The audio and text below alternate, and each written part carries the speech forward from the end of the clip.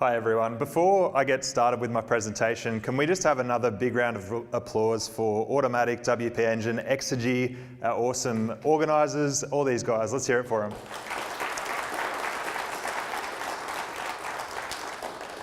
Thank you. Picture this. You've got a pounding headache. You're a stressed out, overworked business owner. You've got a list of 101 things to do, and one of those things is to fix your WordPress site. Now, you don't really have time to go on Elance or Odesk and go back and forward with a developer. Rather, you just want somewhere you can send your problem and make sure it's fixed. Our company, WP Curve, provides 24/7 WordPress support, and our aim is to be the Advil for WordPress. In this presentation, I want to talk you through how we're going about doing that. My name is Alex. These are my Twitter handles, Alex McLafferty and WP Curve. You can follow us on there. And in this presentation, I want to show you how to build your WordPress business through relationships. So here's some background about me. I'm married to a beautiful wife. Her name's Brittany. We live in San Francisco. And I've got two hobbies, playing basketball and eating pizza. Now, the more pizza I eat, the more basketball I need to play. So 13.5 months ago, I co-founded WP Curve with Dan Norris. And if you're looking at this picture wondering why it looks so dodgy and photoshopped, that's because we've never actually met face to face. So in the 13.5 months that we've been working together, we've grown this business to 460 monthly recurring customers. Our annual revenue run rate is closing on $500,000, and we have a fully remote team of 20 full-time staff, so that's developers and admin assistants. We've landed coverage in top-tier media outlets like Fox and Forbes, and the interesting thing about our business is that Dan's skills are very complementary to mine. So Dan ran a web agency for 7 years. He's got great operational knowledge of WordPress, really knows the technical stuff. Me, on the other hand, I'm more of the sales, business development, relationship management kind of guy. So there are 3 specific things that I want you to walk away from this presentation with. The first is why relationships matter, especially in WordPress. The second is the 3 different types of relationships you should build. And number 3 is how to build relationships without feeling sleazy. And don't worry about taking notes. I can see all of you furiously scribbling down with the pens in your iPads. You can grab all of the details of this presentation at wpcurve.com/pizza. So I'm going to be honest with you. Networking events and meetups typically suck for building business relationships. I've attended dozens of these events in the last 13.5 months. I'm talking about conferences and meetups and different bits and pieces that you can go along to. There are 3 problems that I've found. Problem number 1, the silence is deafening. So as this presentation wraps up and there's the opportunity to network, you'll notice 2 different types of people, and I study this every time I go to an event. You'll have introverted folks that will sort of shimmy to the corners or the back of the room, and they'll start playing on their phone and avoid eye contact with other people. And then you've got outgoing guys like me who will go and try and meet up and, start a conversation and get to know other folks. So that means most of the time that extroverted people win in the game of networking face-to-face at meetups and conferences, which doesn't really work for everyone. Problem number 2, you need an umbrella. I've actually seen this happen at WordPress meetups and WordCamps. And what people will do is they'll get their business cards out and they'll just start throwing them at people randomly. They're not interested in who you are or what you're about. They don't take the time to chat with you and understand what you're trying to do and what your goals are. Problem number 3, 99% of the time, it's a waste of time. So when you do finally meet someone and have a conversation with them, you find out you've actually got nothing in common. So you'll have a kind of awkward conversation, you might get their business card, and then you'll get a really weird handshake, kind of do this thing. And it's really awkward. At meetups, it's really cool because we've got a bunch of smart WordPress entrepreneurs, people who are working on their businesses. But most of the time, networking in a controlled environment is really uncomfortable for people. And to me, it's no wonder we spend so much time on Facebook and Twitter and LinkedIn, because they're really avoiding that face-to-face. So all is not lost. Let's start with looking at building business-to-business relationships. Now, whenever I think of the term business-to-business, I always think of cheesy stock photos like this. I don't really know what that lady there is doing or looking at, but I feel like this is what business-to-business feels like for a lot of people. The truth is that a lot of really solid business relationships are struck up over an informal cup of coffee. I'll give you an example of a great business relationship that I've been working on. There's a guy who lives in San Francisco, and some of you might know him. His name is Josh Vickers. He runs a company called Fantastic. Now, our company offers 24/7 WordPress support, and we're very specific about the kind of support that we do. We don't do migrations for a reason, and if any of you guys have ever migrated a WordPress site, you'll know it's fraught with danger and can be a real headache. I asked around at meetups like this and within the community, I kept hearing this guy's name, Josh Vickers, you've got to talk to Josh about migrations. So I sent Josh an email, and the email went a little something like this. Hey Josh, my name's Alex. My wife works in the same building that you work in. I'd really love to catch up with you for a burrito. By the way, I run a 24/7 WordPress support service, and we get a lot of requests for site migrations. I'd love to strike up a partnership. So Josh replied later that day, and after we had a cup of coffee and got to know each other over a few more cups of coffee, it turned out that our businesses were very complementary to one another's. And this works for both of us because we sent him a ton of migrations and he sends us customers who've got WordPress problems. It's a handshake agreement. It's great. So the return on investment for building this business-to-business relationship can be really astronomical. If you look at this example, it only really cost me a few hours of my time, a bus fare to get down to the mission, and a couple of dollars for a cup of coffee. Over the last 12 months or 13 months, I've also talked to the founders of all of our competitors. So WP Valet, WP SiteCare, Maintain, Codable, WP Fixit. They all play in the same space that we do, but there's no reason I can't have a conversation with them and see how their business is going. You never know where it's going to take you. In 12 months, they might want to merge with you, you might want to merge with them, there might be some sort of opportunity to work together. Really pays to keep your options open.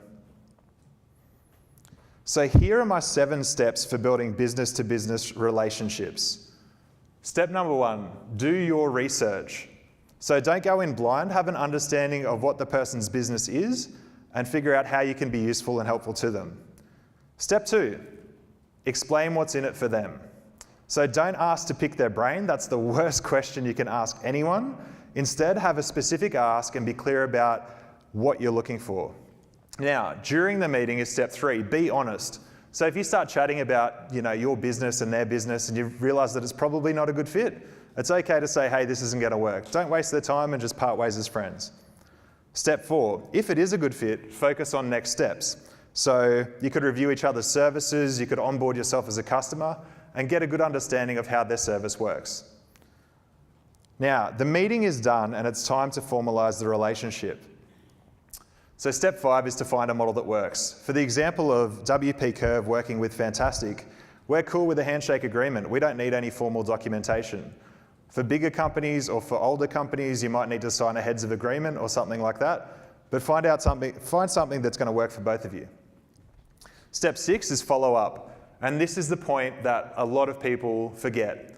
We're all busy and we'll probably see your email, read it and go, okay, I've got to get back to that, and a week or 2 later, the relationship will drop off. Don't be afraid to send a regular reminder just to say, look, I'm checking in, let's move this conversation along. And step 7, which is one of my favorites in building relationships, is to maintain it. So every month I'll check in with Josh, we'll either grab a burger, we'll go and have a coffee and just have a chat. And it's a great excuse for me to get out of the office. So finding B2B companies to build relationships with, to me, is really easy. All you need to do is look for companies that have the similar type of customer to what you're looking for, but you can offer them a complimentary service. So let's say that you're working on a WordPress web agency. You can look at chatting to folks who run marketing agencies, maybe hosting providers, SEO consultancies, theme shops, software dev companies. All of these guys will be interested in talking to you because you can send them business and they can send you business. So for further reading on how to build business relationships in an authentic manner, I strongly recommend you check out an article by Jason Cohen, and it's called Why Startup Biz Deals Almost Never Get Done. So let's move on to building relationships with influencers. I don't know what this stock photo is about. I think the red ball is supposed to be an influencer. So an influencer to me is someone who speaks to your customers but has a much larger platform than you do. For example, you've got Tim Ferriss, and he's an influencer for life hackers. You've got Seth Godin, and he's an influencer for marketers. So I want to talk you through an example of an influencer relationship that really helped us grow our business. And this is a really, really cool story. So a new customer signed up and they had a speed reading application. They had this WordPress website and they said, hey, can you guys support this? I'm ready to launch, I really need your help. And we did a bit of research and we realized that this customer wasn't just an ordinary customer, they were kind of a big deal. And the customer wasn't Ron Burgundy nor Will Ferrell. The customer was actually a guy by the name of Clayton Morris. Now, Clayton Morris is the news anchor on Fox and Friends. And after he realized the level of service that we provided and had a think and a look at some of our blog posts and the story about Dan and I never meeting, he was really, really interested and excited to get me to come out to New York and talk about our business on TV. And to me, that was one of the scariest things I've ever done in my life. Standing up here is really scary, but when you've got Mario Lopez and Dolly Parton in between you when you're going out to interview, it's completely overwhelming. But it was great for our business because it put us on the map and it gave us a sense of authority and trust.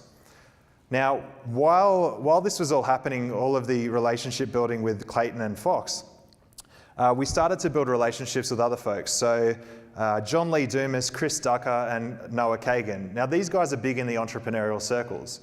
For John and for Chris, what we did was spend a lot of time working on their sites for free without asking for anything in return. So they had issues with WordPress. Sure, they had development teams, but we had the resources in-house to fix them. And over time, they came to trust our service and trust in us. And now they are paying customers, but they're also our biggest affiliates. So if you go to either Chris Ducker's website or John Lee Dumas's Entrepreneur on Fire, you'll see that they've got footer links that say supported by WP Curve. Those footer links maybe send us 500 or 600 visits a month, and that means business for us. For Noah Kagan, we did something a little bit different. So if any of you guys know Noah, you'll know that he is a crazy cat. He's a really, really cool guy. And he was going out to Australia. So my co-founder and I thought, let's do something a little bit different. We looked at his itinerary, which he'd posted on his blog. And then from that itinerary, we put a list of different restaurants that we'd each personally been to that we highly recommended. On top of that, we also ripped a list of Australian slang terms off of the net, formatted it nicely and said, hey Noah, this is for you. Hope you enjoy your visit to Australia. So Noah has been super helpful to us in our business. Any chance he's had to introduce us to other entrepreneurs, any chance he's had to talk about our business, he's taken it. And that's because we've really tried to help him. So if you're looking to reach out and chat with influencers who've got a big platform, I think the key thing to remember is that influencers have thousands of followers and people are always putting their hand out asking for help. If you want to stand out to an influencer, try and do something a little bit different.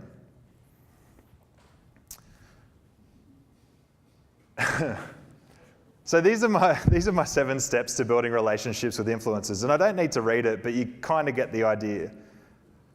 The one downside is that sometimes when you continue to give and give and give and give, an influencer may not reciprocate your generosity, and that's completely okay. What you need to do is look at your approach and look at the influencer, figure out if it's a good fit, and if it's not, move along. So a great place to start building influencer relationships is right within your own community. And I've got a list of 4 WordPress influencers that you should just get in touch with, just reach out and start trying to help out. So you've got Chris Lemmer, Chris is great with building WordPress businesses. You've got Troy Dean, a fellow Australian. He's got a great radio voice and he does a lot of great podcasting. You've got Brent Shepherd. Brent, over in the back, wave your hand. Wave your hand in the air like you don't care. Brent is the man behind WooCommerce subscriptions, and if you're interested in e-commerce, he's a great guy to talk to. And then over in the corner here, we've got Brennan. Now, Brennan runs Clef, which is a password authentication solution. It's a really exciting thing. I was talking to him just before. I'm really pumped about what he's doing in the space of security. Can you wave for us, Brennan, so everyone can hassle you later on? These are the kind of guys that you can meet, and they're all within the same room as you. And we've also got Ben Metcalf is somewhere in the house tonight. Can you put your hand up, Ben? So within the same room, you've got all of these guys who are doing really exciting stuff in the WordPress space. It doesn't take much to just say, hey, my name's so-and-so, this is what I'm working on, I'd love to help you out. So how do you help them out? There are a lot of different ways to do this, but I think a couple of the easiest ways are to think about what would help them in their business. So you could, if they're running an online blog, you could create a guest post for them, you could invite them onto your podcast, you could review their product or service, you could share that on YouTube. But as long as you're helpful, they will take notice. And if you do it enough times, then reciprocity is going to work in your favor. Continue to be helpful, and then when the time is right, you can ask for something. So for more information on how to build authentic influencer relationships, jump onto wpcurve.com/pizza. There is an article by Neil Patel, and the title has, it says, why are influencers douchebags? And it's a terrible title, but it's a really good piece of content if you're interested in applying this to your business. Okay, finally, the most important relationship that you can build, in my eyes, is with your audience. So we've got a secret weapon in our business that's helped us generate, I think we do about 35,000 visits to our blog per month, and we haven't spent more than, I think our total advertising spend so far is in the realm of $400. So $180 on direct ads and $200 on retargeting. And the secret to the success of that blog is content marketing. And a lot of you guys would probably already know what content involves, but I'm just going to go over the basics for the folks that don't. So content is blog posts, podcasts, infographics, white papers, how-to guides, all of this useful, actionable information that your audience and your readers can get some value from. The cool thing about content is that your readers can interact with you directly, so they can leave comments on your blog. They can email you and have a chat and ask questions. And the best thing about content is that it helps you build trust with your audience. That, to me, is building a foundation for a long-term relationship, and it's been super helpful for us to get off the ground. One of the benefits of content is that you can do it on the cheap. Providing you can write and providing that you can add value to people, it's a really great way to start a business and start getting some buzz. If you've seen what the guys at Buffer did, they were writing dozens and dozens of posts every month, syndicating that content out to different channels to get eyeballs on what they were doing. So over the last 13 and a half months, we've experimented with a bunch of different types of content, and I'm going to show you what's worked for us.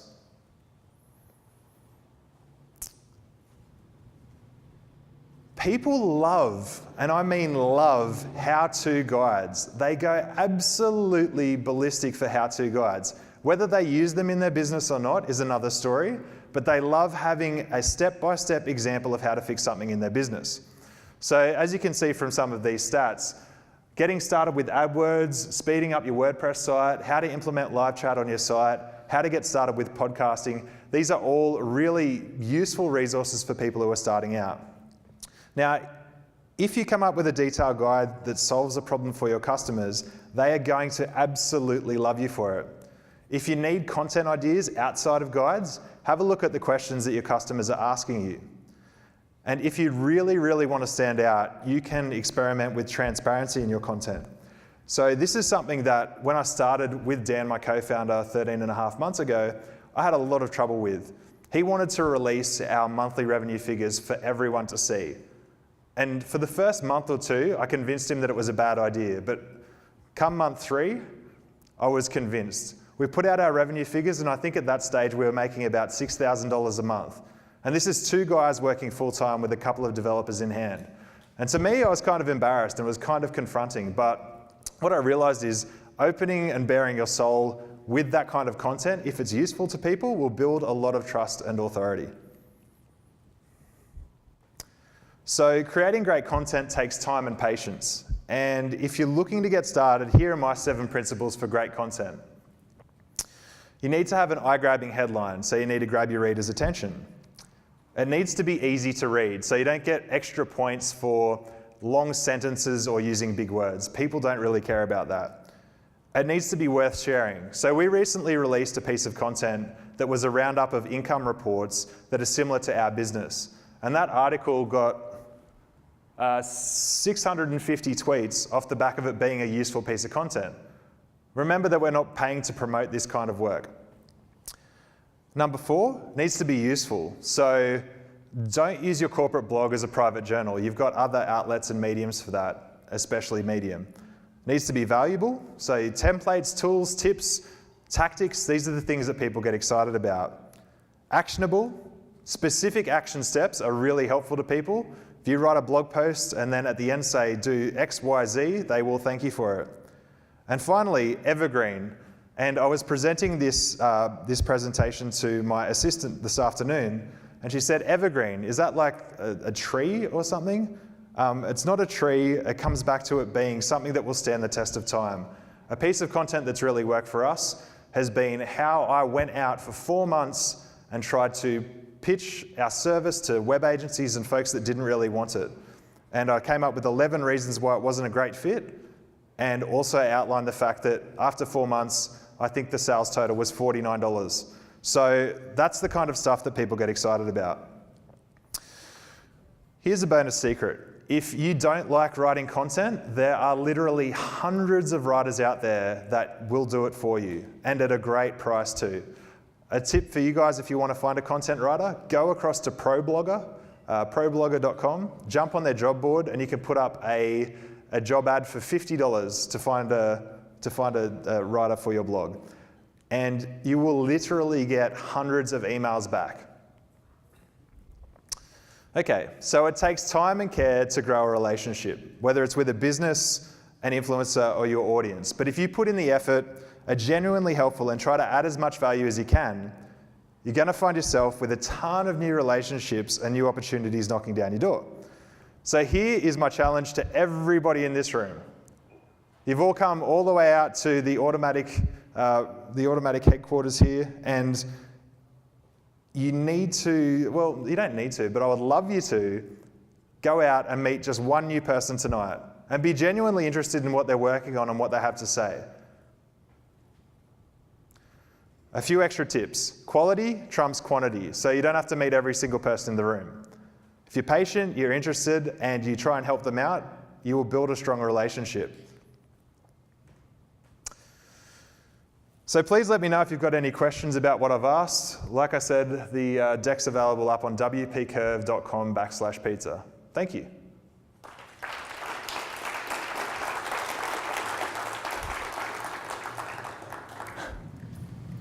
So when you're approaching somebody to strategize with a leader, how do you typically approach that situation?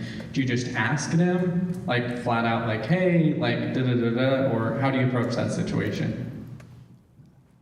I think there's two useful approaches that you can take. The best way to get in touch with like an influencer or a leader is to have someone in their network refer you. It's kind of like that whole, I guess, the venture capital industry out here. They only take referrals, and they usually only deal with people that are referred in. If you're really good at writing cold emails, that's the second way to get in. But I think your response rate and how much value you'll get out of that is really going to be based on how smart you can be about getting a message in front of that person. So I would say if you can get an introduction to someone, that is the absolute best way to go. And you'll be surprised what you can find out on LinkedIn, the shared connections and things like that.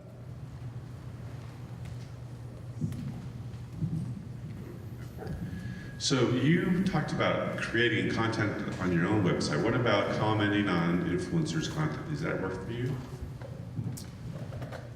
So Are you saying in terms of like a traffic generation strategy or just to engage with these folks?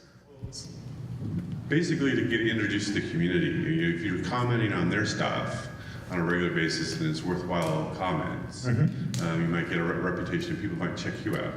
Yeah, so I think the best way to do that, and like you need to think about how you can do it in an authentic way. So I've seen people that will go onto popular blogs and they'll have some sort of comment. They'll be like, yeah, that's really cool. By the way, at our business, we're doing X, Y, Z, which doesn't really add any value to anyone. It kind of just gives you a link and then someone might click through. The way that I would do it would be to jump on a relevant piece of content and say, okay, I loved what you wrote. Specifically, here's the reasons why. This is what I think you could improve, or this is what I think you missed. And I'd love to chat more if you're interested in doing so. And if you can do that in an authentic manner, I think it's really useful. And that's part of the power of blogging. You get to have a conversation with a community bigger than what you'd usually get access to.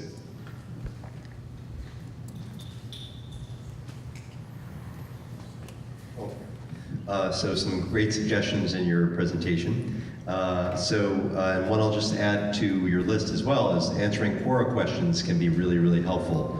So if you find somebody who asks a question that you think is a problem for a lot of people, and it's very easy to search Quora to do that, and I'll just throw out an example. I asked a single question about a best tool within a category. It got something like 200 responses, a lot of responses. And the people who have the top responses on there are all associated with companies building the tools. And a lot of them have actually sent messages in saying, thank you for directing all that business to me. It's another good way to do that. But I want to flip it around also and ask you, as somebody who's relatively new to the WordPress community, you're talking about reaching out to partners in the field, and you're an agency and you do development. How about from the flip side of things, if you are producing websites that are going to grow a lot, you're looking for good partners on the development side and on the shop side, what are some of the best ways you recommend to reach out to good people, whether they're shops or individual developers? So from the perspective of a business owner, do you mean? So you have a development shop and you want to grow your network of other development shops, is that correct? So you're a business owner and you're looking to develop relationships with shops and with individual developers. So I'm going to be completely honest, and I'm only going to talk to the things that I can honestly give you like solid advice on. So my experience trying to go out and deal with web agencies and shops and things like that, I had a lot of challenges, and that's because I was trying to sell our service into these guys. So I guess the tips that I would give you for trying to build those relationships is really generate a good understanding of what their pain points are. A lot of people go in there and they'll try and sell a tool or a dashboard or some sort of solution to an agency that they don't really need. They've got a bigger problem. They need to keep their pipeline full. They need more projects. They need to get in front of people and get eyeballs on their site and get referrals in. So if you can help them with those kind of things, then I think the conversation is a much easier one to have, over the top of trying to be just another person who's building websites or trying to help someone out. So is that useful to you? Okay. Any other questions? We've got one up the back. Hey, it was a really great presentation, by the way. Thank you. Great information. I feel like with WP Engine, we launched the company early on and got a lot of traction through social in terms of making connections with people. I'm wondering whether you have any more tips on using the various social mechanisms that are out there within the WordPress space to connect with people and do the other things that people want to achieve. Sure. So I think in the WordPress space, I could probably break it into online and offline. And my specialty and the thing that I really enjoy doing is just getting out and meeting people. So I've spent a lot of time coming out to meetups like this. I got to jump in and present at the WordCamp in Seattle, which was a ton of fun and a great way to meet like-minded WordPress entrepreneurs. And I strongly encourage everyone that's in this room, if you are looking at WordCamp San Francisco, I think it'll be a great event. I haven't been to the San Francisco WordCamp, but I've heard it's fantastic. In terms of online social channels, I think I follow 7 people on Twitter, and I'm kind of a bit of a noob on Facebook as well. So this is another area that I'm not really that good on. I've found personally that things like LinkedIn are really great ways to reach out and make those direct connections with folks. But it probably comes back to the idea of being really authentic and saying, hey, this is what I do, this is my specific ask, You know, I'd love to catch up and chat more. Do you have 20 minutes? And I think in terms of like online, that's probably the only advice I can provide. But I hope that answers the question.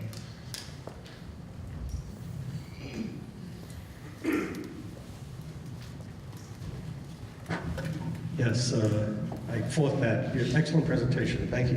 Do you think if you didn't utilize the posting and the blogging, would you have accomplished the success that you have? I don't think we'd have a business. I don't think we would have a business. So, like I said, there's a number of different providers in this space who offer WordPress support. And we're talking about guys like Elance, Odesk, Freelancer, where you can jump on and hire your own developer for, let's say, $5 an hour or something like that. So if we weren't spending time on building that community and building, I guess, trust around who we are as entrepreneurs, but also what our service provides, then I think it would be really, really hard for us to have a business that would grow.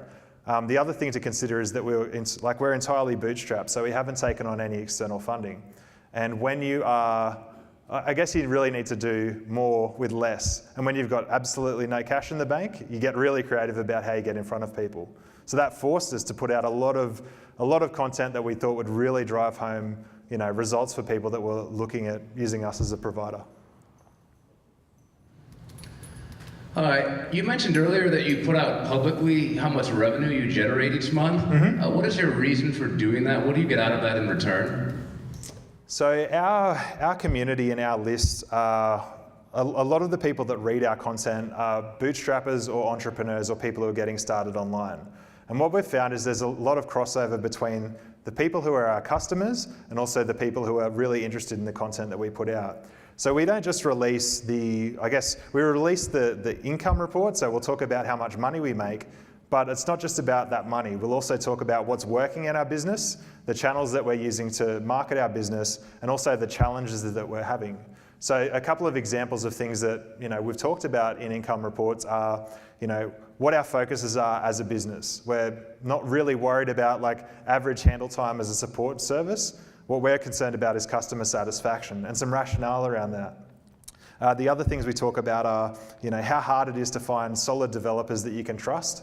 Those kind of things are challenges that a lot of business owners who are working online face. And we try and be really upfront with the challenge that we have, but also the solution that we've found. And that seems to perform quite well. And they're some of our our highest traffic posts. Thank you.